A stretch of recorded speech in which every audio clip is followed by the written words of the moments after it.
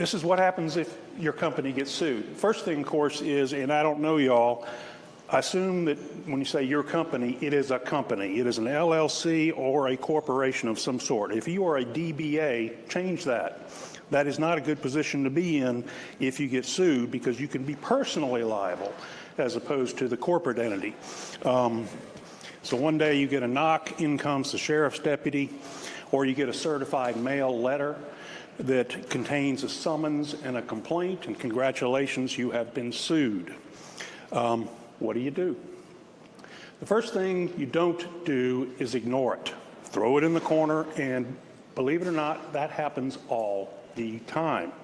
People ignore them. They say, oh, they don't mean it, it'll go away or whatever. Never ignore a lawsuit that shows up, because you have basically got 30 days to respond to it. And if you don't, they can, of course, get what's called a default judgment.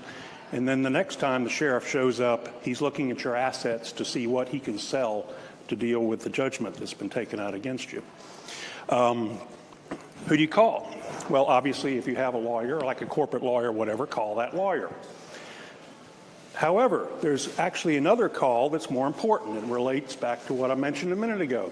Call your insurance agent. First thing, the case that's filed against you may actually be covered by your insurance policy. And if that's the case, congratulations, you're going to have a free lawyer, and you're not going to have to worry about paying for the case. If you don't, if they say, no, that's not covered, then you have to go hire a lawyer. Where do you go to hire a lawyer? If you know a lawyer who may or may not be a litigator, obviously talk to them. That actually is the best way to do it. Networking is the best way to find out who's a good lawyer for your situation. You're going to know somebody who knows somebody, and that really is the best way to do it. So in any event, you've either been assigned a lawyer or you've hired a lawyer. You got a lawyer in place.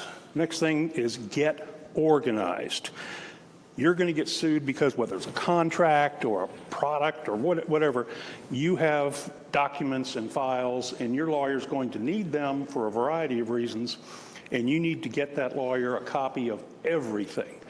If you're smart, you'll hire a lawyer who's going to be honest with you about what your situation is. A lot of people like to say, oh, I got the meanest lawyer in town. My lawyer he's a shark, he's a snake, he's going to kill him. That might be a good thing to have if you're in a bitter domestic dispute with your ex. But in any kind of business lawsuit, you want a lawyer who's going to approach your case from a business perspective on your behalf. So, okay, lawsuit. You're in a lawsuit now. Your attorney has filed an answer on your behalf and said, no, everything they said is wrong, and you're going to start the lawsuit. There are 4 stages, basically 4 main categories of what happens in a lawsuit that you're going to be involved in.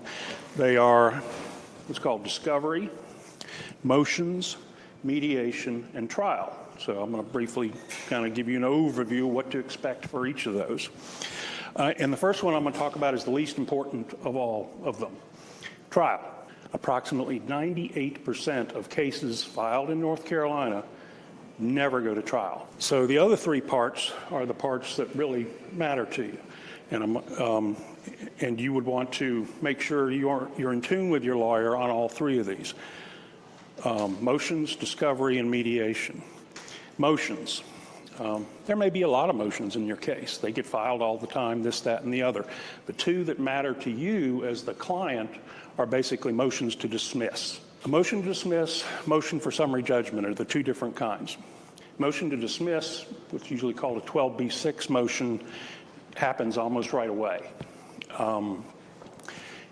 Basically what that motion is, it says, dear person who sued me, everything you said in your complaint is true, but you still lose because the law says you lose.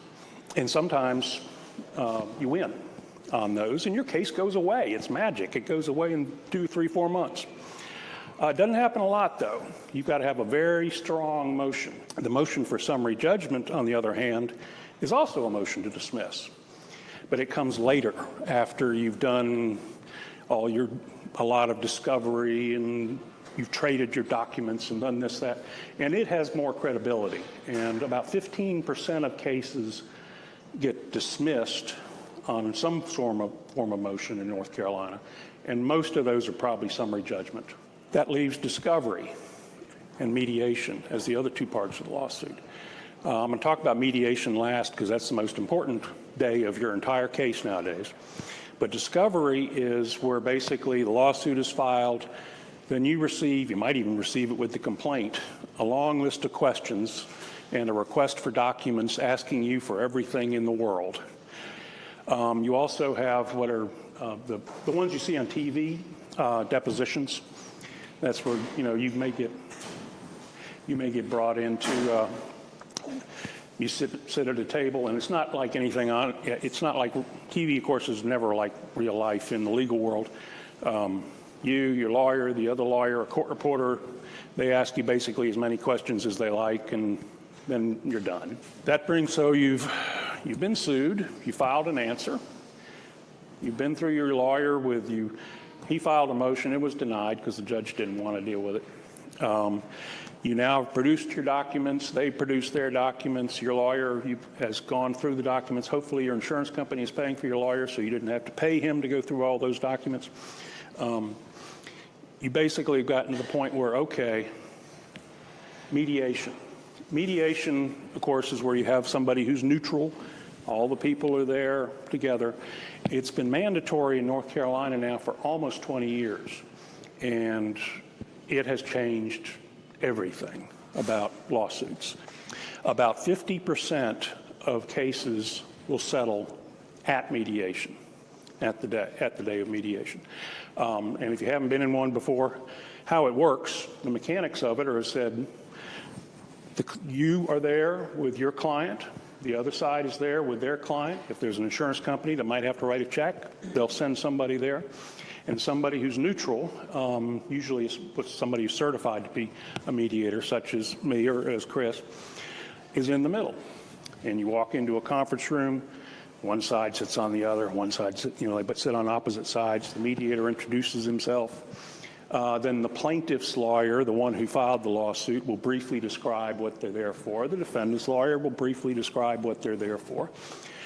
And at the end of that process, almost universally, the mediator will send one group to another conference room, and then you do shuttle diplomacy. He just goes back and forth until one of two things happens. Either the case resolves, or it's declared what's called an impasse, in which case the mediator washes his hands of it, walks out of the room, and you go on. As I said, still, so only about half of them settle there. 15% are taken care of by motion to get rid of, and 2% of cases are tried. What happens with pretty much all the rest of them is even if you don't settle at mediation, what happens that day gets the process rolling. And a lot of and some of the problems that can come up with during the mediation actually end up being the way you solve things. One thing that'll screw up a mediation is that a lot of people, your instinct is the lawsuit gets filed, your lawyer has answered it, and then you say, okay, I want to get this over with. How long is this lawsuit going to last? And the lawyer says, I don't know, it could be a couple of years. Oh, I can't do that. I want to get this over with. Let's go to mediation early. Let's do mediation quickly. That's fine, but if you haven't done the discovery part, you'll end up going to the mediation, and the other guy will say, well, you're wrong because of this. And this lawyer will say, is that true? I don't know. It's in the documents. So you generally need to you don't want to wait till the last minute to do a mediation, because then you had to pay your lawyer to get ready for a trial. But you want to make sure you've got enough information back and forth from everybody where it can actually do some good. If you're in a lawsuit and your attorney says something about mediation and you're kind of like, oh yeah, well, okay, whatever, I'll just show up for that. Wrong attitude. That's the most important day in the entire lawsuit. Kind of summarize. Don't ignore the summons and complaint. Call your insurance agent. The whole thing may be paid for. Get your paperwork organized.